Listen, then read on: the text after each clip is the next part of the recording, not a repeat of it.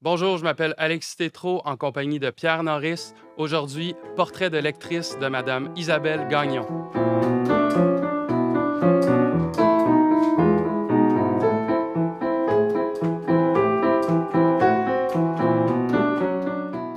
Alors, bonjour vous deux. Bonjour. Bonjour. Bonjour. Monsieur Pierre Norris, non seulement un habitué, mais un fondateur. En effet. Et Madame Isabelle Gagnon, qui est ici pour représenter non seulement elle-même et tout son bagage intellectuel, mais aussi la Fondation Humanitas.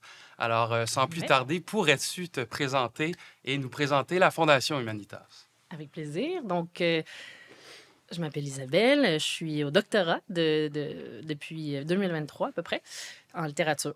J'ai fait un parcours mixte en lettres françaises et en études anciennes. Donc, j'ai fait ma maîtrise en études anciennes à l'Université de Montréal.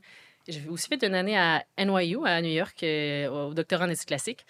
Et puis, je suis revenue à Québec avec mon premier enfant. Donc, puis là, je poursuis mes études avec Claude Lacharité. Je travaille sur Pierre de Ronsard et sur Nicandre de Colophon. Donc, sans entrer dans les détails, là, c'est ça, la relation entre l'Antiquité et la Renaissance. C'est ce qui m'amène à présenter un peu la Fondation, finalement, la Fondation Humanitas, parce que c'est une fondation qui fait la promotion de la culture gréco-latine, des cultures gréco-latines, et en tant qu'héritage de la culture occidentale.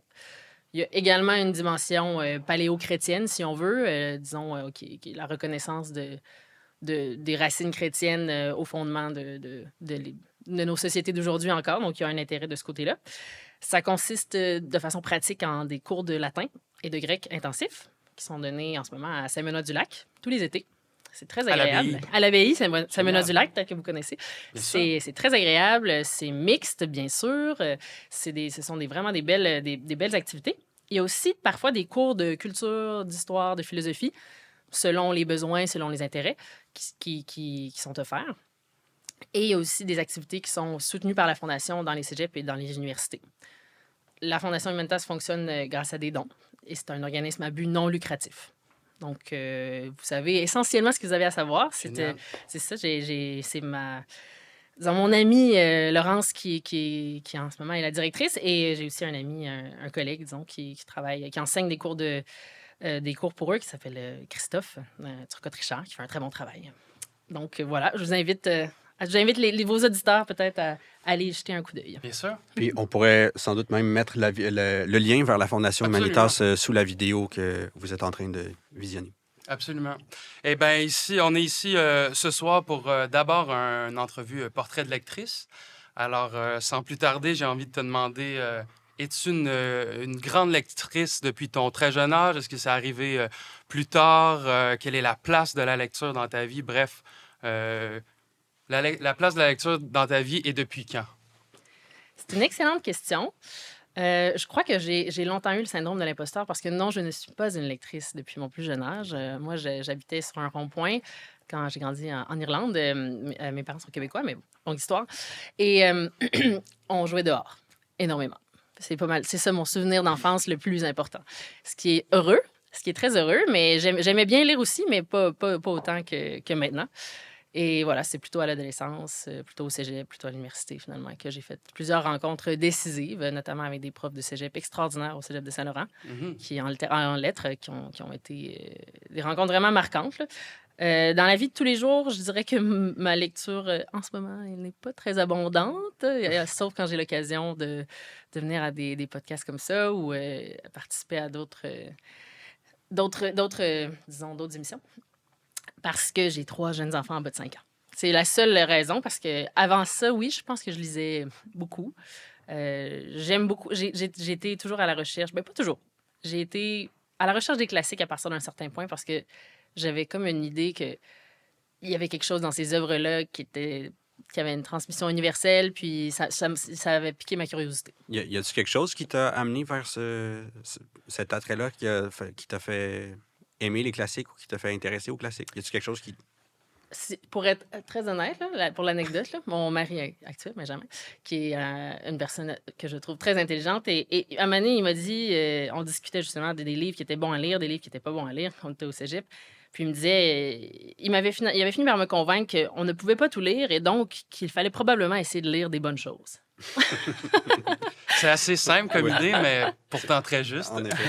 Ben, c'est qu'en fait, c'est vrai qu'on n'a pas le temps de tout lire, puis c'est bien de découvrir des auteurs d'aujourd'hui parce que peut-être qu'on va tomber sur la perle rare, puis aussi, il y a des belles choses qui s'écrivent, même Oui, si c'est bien pas sûr. des chefs-d'œuvre nécessairement. Mhm. Mais il y a quand même quelque chose dans l'héritage, notamment l'héritage classique, qui est vraiment fondateur parce que ça nous enracine dans notre existence humaine de façon assez forte. Là. Mhm. Surtout, là, on s'apprête plus tard à parler de l'Antigone de Sophocle, mais ça, c'est toute une époque. Là. Je veux dire, l'âge classique, c'est une potion de démocratie nouvellement arrivée, mais quand même stable. Mhm. Après ça, de toutes sortes de choses qui font un cocktail parfait pour une littérature extraordinaire. Mhm. Puis on a eu plusieurs époques comme ça. Donc, ouais, c'est ça. Non, ouais, il y a quelque chose dans les grandes œuvres qui m'a cherché. Puis finalement, ça a été confirmé par mes lectures. Mhm. Puis au cégep, quel prof de quel domaine t'a le plus inspiré? Quel était le premier choc au cégep? Est-ce que tu as découvert plus la philosophie, plus la littérature, plus l'histoire? C'est quoi ton... Disons, là, s'il y avait une œuvre ou un auteur qui symbolisait ton entrée dans le monde de la lecture, ce serait quoi? C'est une bonne question. Pas la philosophie, certainement pas. Ça m'a pris beaucoup de temps avant d'être capable de digérer la philosophie. Donc, vraiment, la littérature et particulièrement la poésie. Je dirais que les Fleurs du mal de Baudelaire, Ah ouais? les poésies de Rimbaud et surtout les poésies de Regards des jeux dans l'espace de Saint-Denis Garneau, ça m'a... Ça, en fait, ça m'a rendu... ça m'a fait vraiment plonger dans la poésie parce que, oui, j'aimais beaucoup Baudelaire puis Rimbaud, mais le fait qu'il soit québécois puis que c'était vraiment bon pour vrai, disons, je trouvais ça m'a... Puis après ça, oui, Gaston Miron, mais il y a quelque chose qui vient me chercher chez Saint-Denis Garneau qui est particulier, là, disons, dans notre tête. Donc ça... Mais on me l'a pas enseigné, mais on m'a enseigné la littérature donc de la grande noirceur, hein, pour ne pas... Ce qu'on appelle la grande noirceur. Mhm. Puis, ce qui m'a beaucoup marqué au cégep, c'est mon prof Charles-Philippe Lapierrière qui nous enseignait Menot Maître Draveur, Les 30 arpents, que je pensais que ça allait être des romans ennuyeux. Finalement, c'est vraiment très vif. Ça venait chercher des questions historiques, politiques, sociales, mais en étant tout à fait crédible comme récit humain. Là. Donc, il y a ça. Après ça, d'un point de vue plus poétique, c'était un prof qui s'appelle Olivier Parenteau. Après ça, j'ai eu la chance d'avoir un cours au complet sur Borges au cégep avec Jean-François Bourgeault. Ça, c'était incroyable. Il avait fait, qui a un doctorat en littérature, là, donc qui, quand même, qui nous amenait à des sommets, sommets que je n'ai pas réussi à gravir à l'époque, mais ça m'a quand même marqué. Ça m'a quand même marqué. Donc, puis Brigitte Fèvre-Dubos qui nous a amenés dans le le règne de Hemingway aussi. Donc, non, vraiment, c'est incroyable. Je suis tombée un peu là par hasard au Cégep de Saint-Laurent, puis j'ai été choyée. J'ai été choyée parce que j'ai beaucoup plus aimé... Je pense qu'il y avait plus de passion dans l'enseignement au Cégep, en littérature, qu'à l'université, sans... Évidemment, j'ai rien à dire contre les profs d'université, là, mais ils sont très occupés, ils sont très spécialisés. Donc, c'est pas la même approche. Mais c'est assez juste. Puis je pense que c'est la même chose pour moi. J'ai eu comme... À l'université, tu as comme des professeurs qui sont presque tous puissants dans leur matière, c'est-à-dire qu'ils la maîtrisent totalement, mais c'est vrai qu'on dirait qu'il y a plus de passion chez certains profs de cégep parce que, je sais pas, peut-être moins professionnalisé ou c'est moins, comment dire, moins à la recherche de publications de bourses et de... C'est ça, ils ont moins le fardeau de toute la recherche, tout l'appareil ouais. institutionnel. Ouais.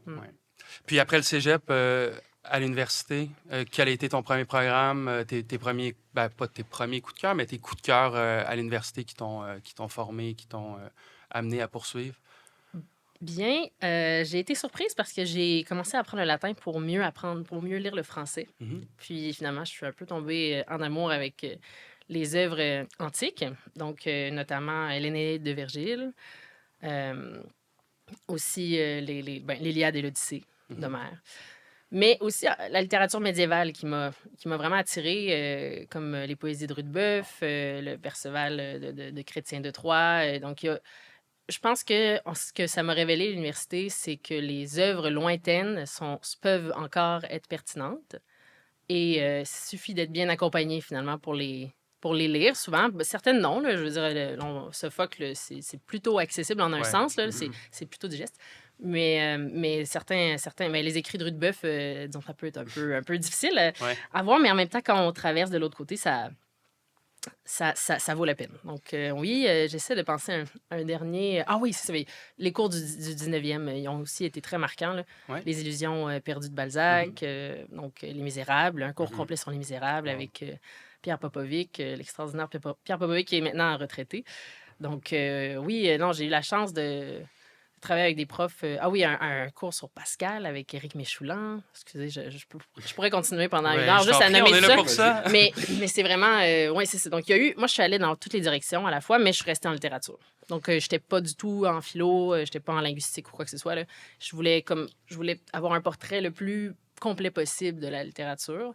À l'époque, j'avais des ambitions, et je pense encore aujourd'hui, mais plus discrètes, de peut-être écrire moi-même. Donc, j'avais comme l'idée que je voulais travailler.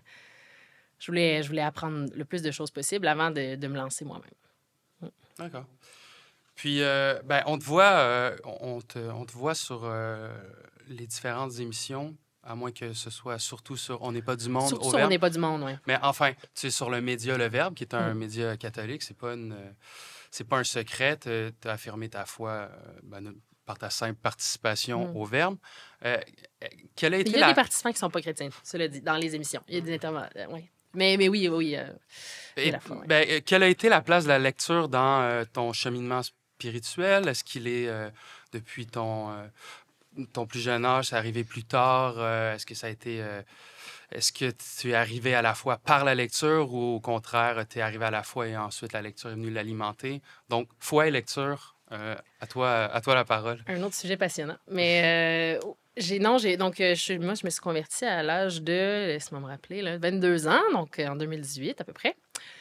Et c'est entre autres suite à la lecture d'un livre qui s'appelle Les Grandes Amitiés de Raissa Martin, qui est une sorte de journal, journal très détaillé, mais un journal intellectuel et personnel sur ses amitiés avec certaines figures importantes comme Charles Péguy, Ernest Picari, puis Léon Blois et son mari Jacques Maritain.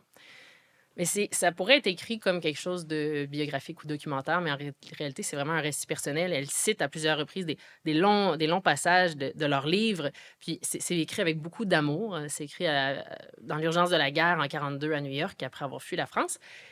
Et voilà, donc ce qui m'a mené à me questionner sur ma foi, sur une possibilité de la foi, parce que j'étais convaincue que Dieu n'existait pas à ce moment-là dans ma vie, c'est leur propre cheminement philosophique.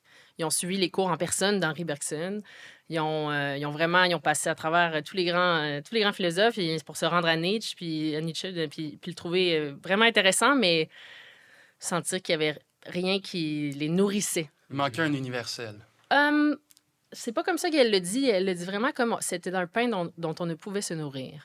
Puis j'ai trouvé que l'image était vraiment évocatrice parce que, évidemment, ça renvoie un peu à l'Eucharistie, là, maintenant quand on pense à paraît qu'ils sont chrétiens, mais en même temps, sur le coup, je pense que c'est pas comme ça qu'elle le dit. C'est vraiment juste l'image la plus simple pour exprimer quelque chose qu'on trouve bien, mais qu'on peut pas intégrer, vraiment, qui nous donne pas du souffle, finalement, dans notre vie. Fait que, donc, ça a été vraiment l'élément déclencheur pour moi, pour me dire, les gens intelligents peuvent avoir la foi. Puis à partir de là, j'ai poursuivi ce questionnement. Puis j'ai vécu ma conversion à travers tout ça, ma conversion de cœur, qu'on dit. Là. Il y a comme les deux parties. Là.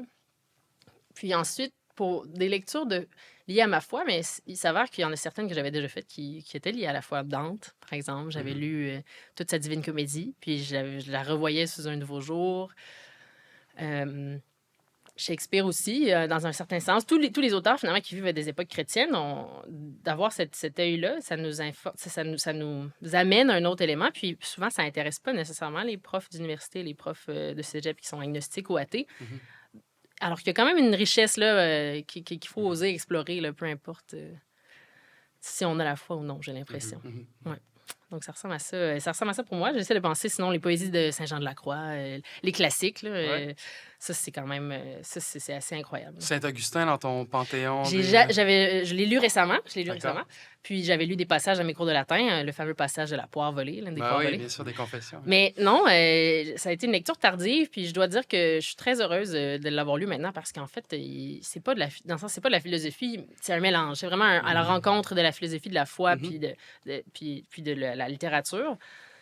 Et j'avais un prof, encore une autre anecdote, qui, à l'université, qui nous enseignait Rousseau, puis je lui avais demandé pourquoi les Confessions de Rousseau, c'était considéré comme la première œuvre, disons, le premier auto-récit de l'autofiction. Je ne me rappelle pas exactement du terme qu'il avait choisi, mais la mise en récit de soi, alors que Saint-Augustin avait fait ses confessions avant.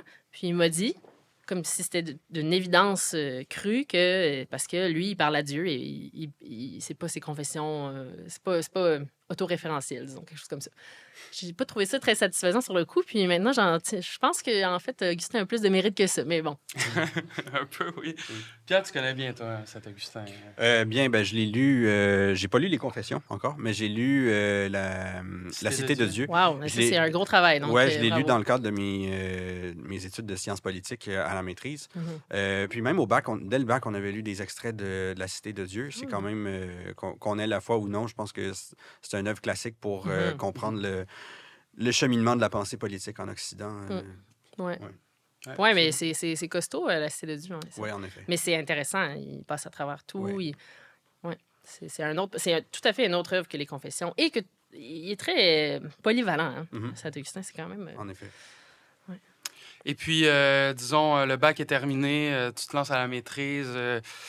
Sous quelle passion, sous quel intérêt, qu'est-ce qui t'habitait à ce moment-là, qu'est-ce que tu lisais, qu'est-ce que tu as étudié plus précisément? À la maîtrise, Ouais. j'ai travaillé sur Properce, qui est un poète latin contemporain d'Ovide, qui est plus connu, et qui a écrit des poésies amoureuses. Et j'ai travaillé sur la transmission de son texte au Moyen Âge, en particulier l'interpolation métrique. Donc, la possibilité de prouver Bien sûr. qu'il y avait eu une intervention dans le texte basée sur la métrique. Donc, par exemple, ce qui arrivait souvent au Moyen Âge, c'est que les textes sont corrigés, pas très bien souvent. Puis là, le correcteur suivant, le copiste suivant, remarque que ça ne fonctionne pas d'un point de vue métrique. Le rythme du poème ne fonctionne pas. Donc, il refait une correction en fonction de la métrique. Et puisqu'on sait que le texte de Properce n'a pas été très bien transmis, mais que moi, dans le fond, dans ma maîtrise, j'ai constaté que la métrique était parfaite, presque parfaite, il y a quelque chose qui cloche. Donc, ça ne se peut pas un texte très corrompu et avec une métrique parfaite. Ça implique qu'il y a quelqu'un qui a rajouté une couche de correction, mais en fonction de la métrique. Donc, voilà, c'est ça que j'ai eu la chance de faire grâce à Benjamin Victor, qui était mon directeur à l'époque.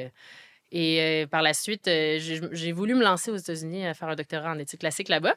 Ça a été une expérience, disons, mitigée. Disons que j'ai des sentiments partagés par rapport à ce que j'ai vécu. L'université, c'était bien, mais c'est pas la même. Mais c'est la culture américaine, la culture new-yorkaise, l'intensité de la ville, le bruit, avec un tout petit bébé, je me rappelle, là, qui avait 3 mois quand j'ai commencé mon doctorat.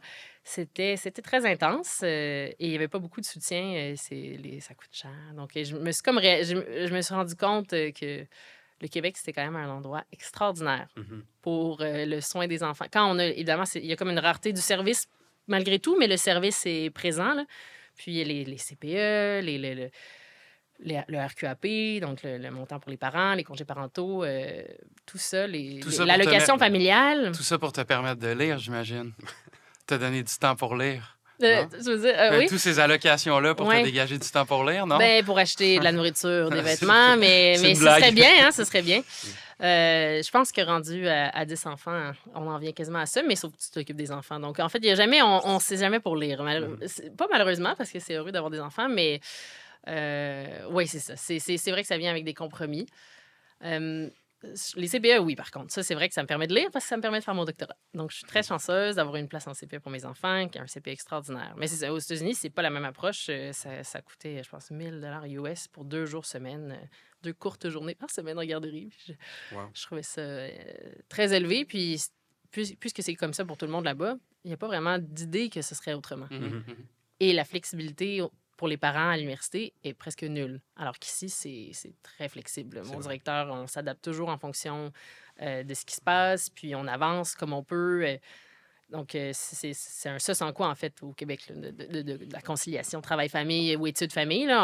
Peut-être pas à 100 mais disons à 70-80 ce qui est déjà pas mal. Sur le plan académique, est-ce que dans tes études classiques que tu as fait là-bas à New York, est-ce que tu as trouvé une approche différente, des écoles de pensée différentes à New York par rapport à ce que tu étais habitué de voir au Québec? Oui, c'était comme aller jouer pour la LNH, là, donc oui. l'expérience académique. Là, je veux dire, non, c'est ça, je peux pas cracher là-dessus. Là, c'était vraiment extraordinaire. Là. J'avais mon directeur mon directeur proposé, disons, parce qu'il y a plusieurs cours avant la thèse aux États-Unis. Là, c'est Alessandro Barchiesi, qui est un professeur italien spécialiste de Virgile et de Vide. Puis je voulais travailler avec lui sur un sujet qui ressemble à mon sujet actuel. Là. Qui est? Qui est donc les annotations. Ben, c'est pas exactement celui-là, mais ça aurait été un lien entre les 16e, donc entre Pierre de Ronsard, probablement les Amours de Ronsard et l'Antiquité. Mais finalement, je travaille sur un manuscrit qui a des annotations. Donc, pas un manuscrit, un volume imprimé, mais qui a des annotations de Ronsard. Un volume de Nicandre de Colophon, qui est un poète de l'époque hellénistique peu connu, mais qui comprend l'auteur des Argonautes. Donc, Apollonius de Rhodes, peut-être un récit un peu plus connu là, dans cette époque-là, mais c'est vraiment pas l'époque la plus connue dans la littérature grecque. Mais pourtant, c'est l'époque la plus savante. Ils sont tous à la fois bibliothécaires et poètes. Bref, on s'embarquera pas là-dedans, mais c'est très intéressant. Absolument. Peut-être pour une prochaine. Mais qu'est-ce que je vais reprendre mon fil de pensée? Oui, le niveau académique à New York, oui, était tout autre. J'avais un prof qui est décédé maintenant, qui s'appelait David... non, là, son nom m'échappe. Mais qui était un spécialiste de la littérature grecque et de la philosophie grecque. Et lui, son approche, c'était, par exemple, la joie chez les Grecs anciens. Donc, des choses comme des émotions, la tristesse. Là, ça amène un autre angle complètement. Puis ça fait qu'il était un excellent helléniste. Il lisait les textes grecs aisément. Mais il allait chercher quelque chose de profondément humain, de philosophique. Donc, il allait à un niveau qui était tellement élevé dans le texte.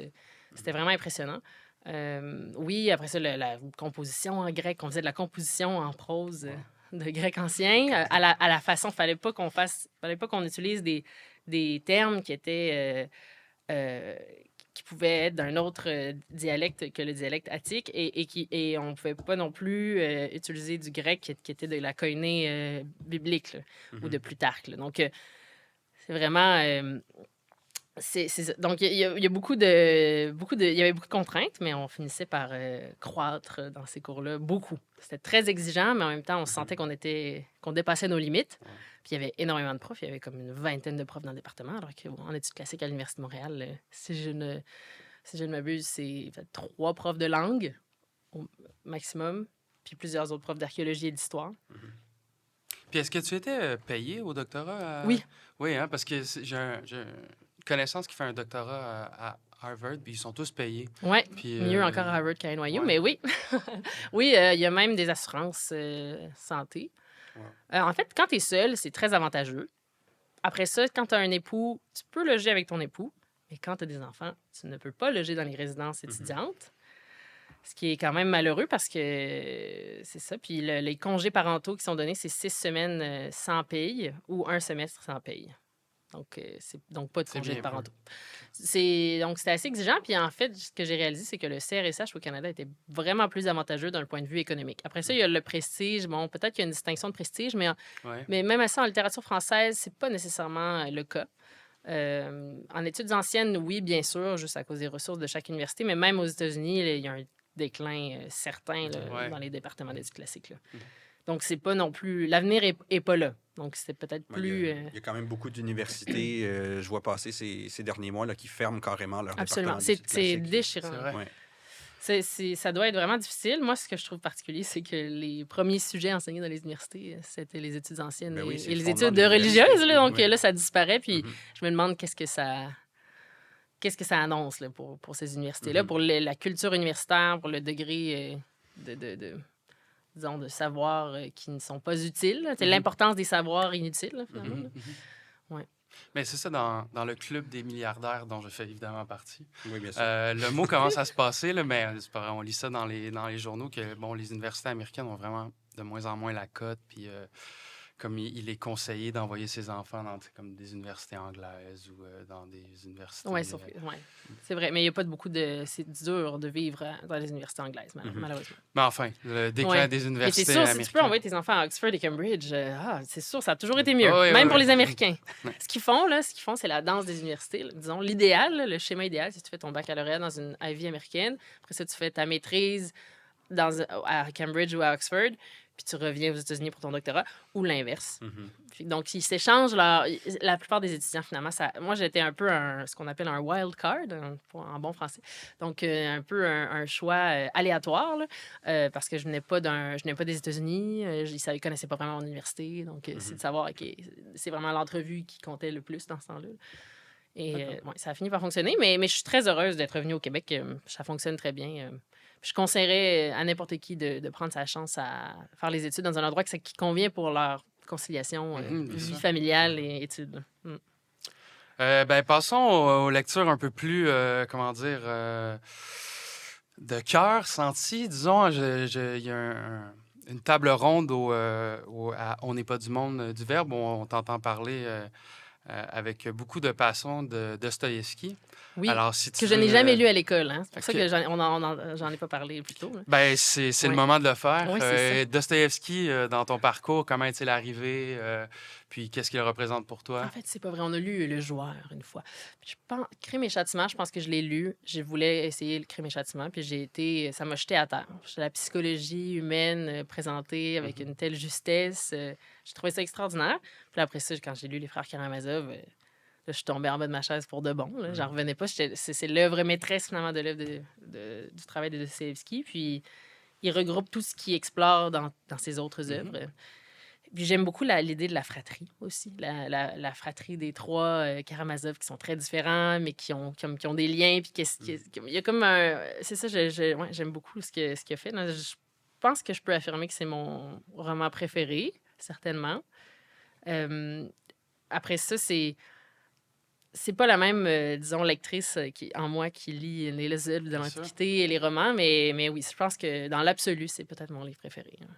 C'est une œuvre chrétienne aussi, par ailleurs, mais sans être un roman à thèse. Au contraire, il y a un dialogisme vraiment certain chez Dostoïevski. Chaque voix se présente et est vraiment crédible. Donc, ça, c'est ça qui est brillant, je trouve, chez lui, c'est que on n'a pas l'impression qu'il y a quelqu'un qui fait parler d'autres gens et qui cache très mal ses propres idées. Là.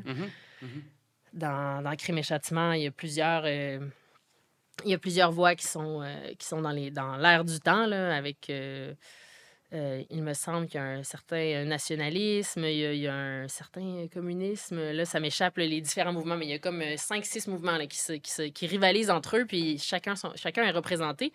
Puis mais ils sont très convaincants. Puis il n'y a personne qui perd à la fin, en un sens que l'histoire ne se déroule pas sur le registre des idéologies politiques. Donc, c'est comme un élément parmi d'autres qui rend une complexité, qui ajoute une complexité, disons, à chaque personnage. Je sais pas, qu'est-ce que vous aimez Dostoïevski?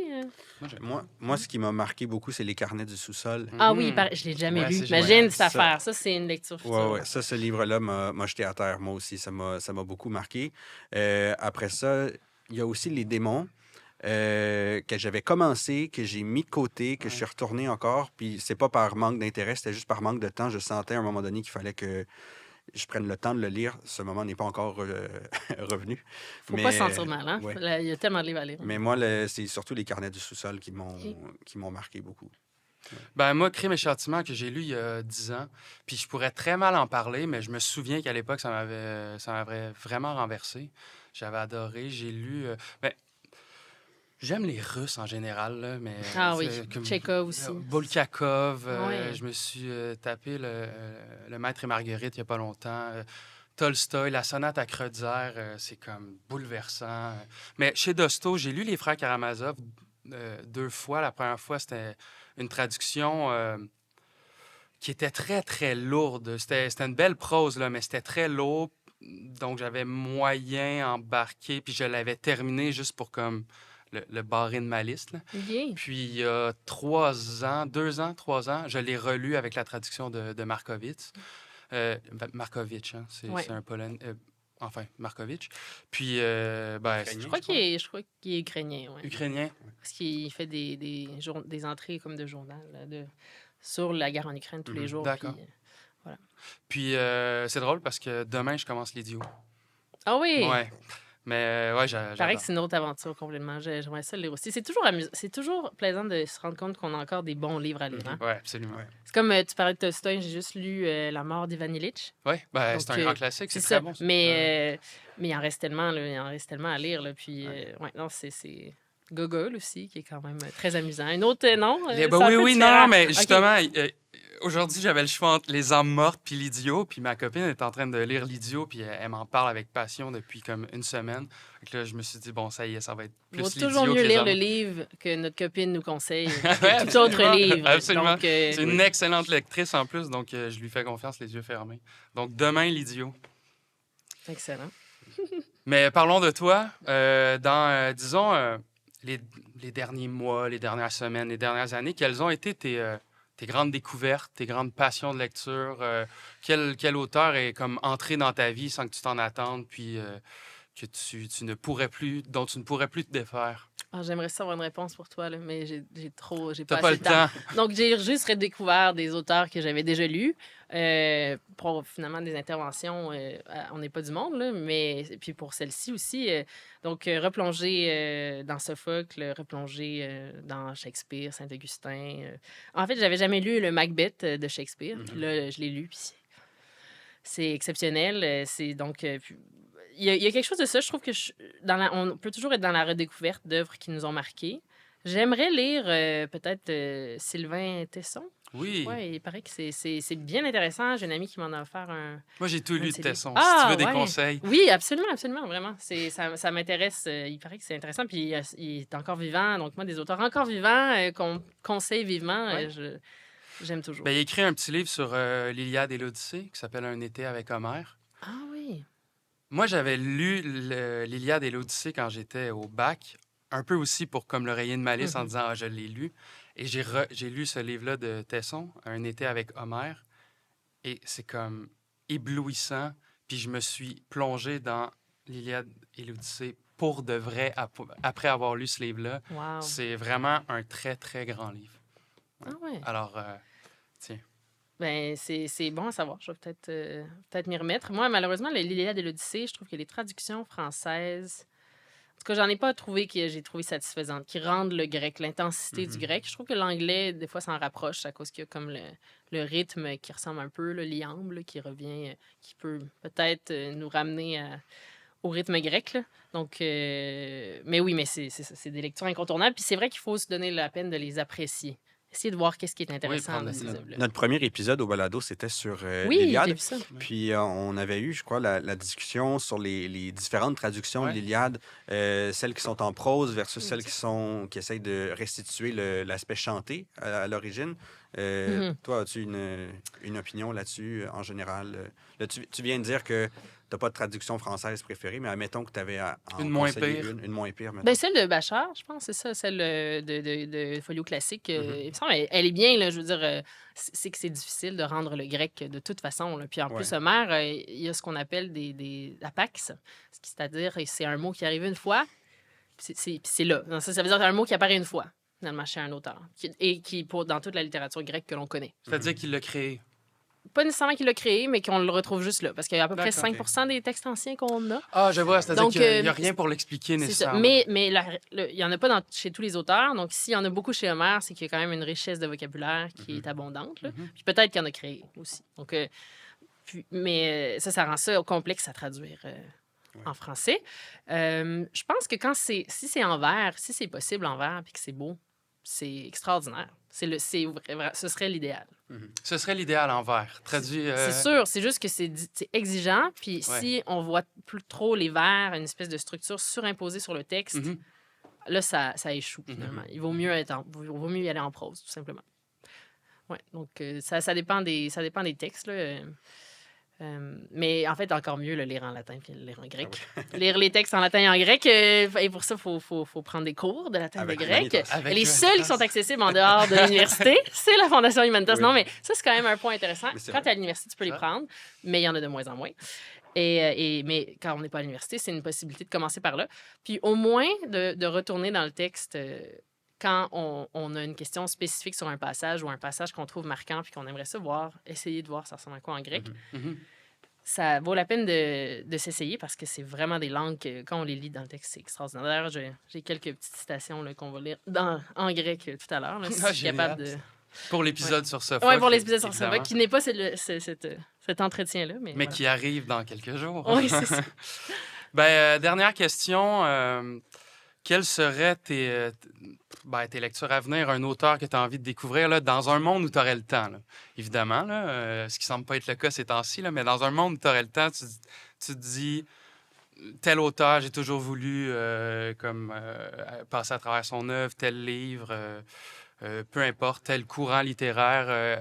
Dans quoi aimerais-tu te plonger à l'extérieur du doctorat, à l'extérieur de, disons, tes lectures de chevet? Je pense que j'aimerais lire tout Hamlet, tout Shakespeare, pardon. J'aimerais lire tout Shakespeare. Au moins la moitié. En tout cas, je trouve que c'est un bon objectif. Parce qu'à un moment donné, il y a des pièces... J'en ai lu quelques-unes qui sont moins importantes, puis ils sont pas aussi... Donc, Cymbeline, c'est pas aussi bon que Hamlet, là, puis c'est correct. On peut accepter quelques imperfections chez Shakespeare, là, même s'il est extraordinaire. J'aimerais lire le Don Quichotte. J'aimerais aussi lire Anna Karénine. Puis, comme je disais, Sylvain Tesson. Donc, c'est quand même un gros programme. Je pense que... Un été à rien faire sans enfants, ce serait idéal. Mais là... Ça semble pas être possible. Je vais faire de mon mieux. Je vais quand même essayer. Des fois, lire avec les enfants, ça marche. Bon, ça marche pendant 10 minutes, mais quand même, ça fait une activité. Comme ça, on a chacun notre livre, puis eux lisent si les tâches sont terminées. Donc, si mes tâches sont terminées, je peux m'asseoir et lire avec eux. Donc, ça, c'est une possibilité. Mais oui, ça, ce serait mes lectures, mes prochaines lectures. J'essaie de penser si... Je pense que ça ressemblerait à ça. J'ai l'impression d'oublier. C'est sûr que j'oublie quelque chose que je devrais lire, que je devrais plus lire que ces livres-là, mais là, c'est vraiment spontanément. La première idée qui te vient en tête. Voilà. Génial. Merci beaucoup, Isabelle. Ça fait plaisir. Merci. Merci, Pierre. Nous, on se revoit pour un prochain épisode sur, justement, Sophocle. On va se taper Antigone et en discuter longuement. Alors, merci à vous d'avoir été à l'écoute. On se retrouve très bientôt pour un prochain épisode.